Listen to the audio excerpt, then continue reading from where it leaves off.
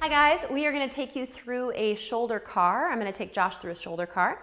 So I'm going to start out by having Josh engage his feet into the floor, strong through the legs. He's going to fist his hands out next to him and start irradiating through the body. So he's trapping air in his low abdomen, keeping his body tight and still.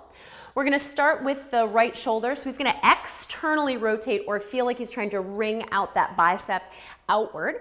As he lifts his palm up toward the ceiling, he's going to come across the midline or come across the body just enough that he feels that pec engage. He's going to carry on with that circle. As he starts to reach bicep by the ear, his palm will turn to face in toward his body.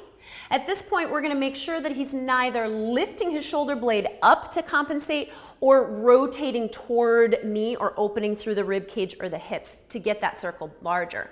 Now we're going to internally rotate that bicep, or he's going to flip his palm back and start to reach that circle back behind him. He's going to continue to inwardly spiral the arm this way as he reaches back, as if he's trying to hide his hands behind his back. And he's going to land with the back of his hand at his hip.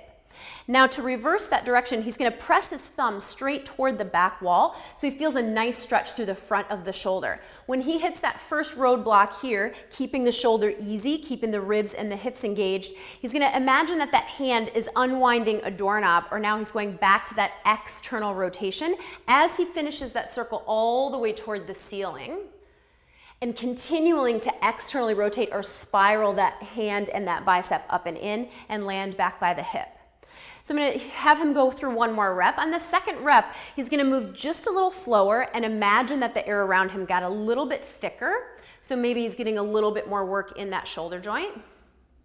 He's going to come up by the ear when he hits that first roadblock, checking in, shoulder blade plugged down, abs or rib cage is engaged, and hips are super stable, they're not moving. He's now going to internally rotate and reach open and back.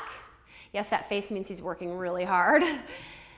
Continuing to inwardly spiral through that arm, reaching back behind him as far as he can. Back of the palm is going to land at that hip. Reversing that range of motion, thumb presses straight back. As much shoulder extension as he can get. You should feel a stretch through the front side. Now he's going to go back to that external rotation or spiral upward and outward with that arm. Palm will now be up, and the whole time we want to make sure that elbow stays fully extended. So especially as you come across the front of the body, we don't bend through that elbow. And then you repeat this on the left side.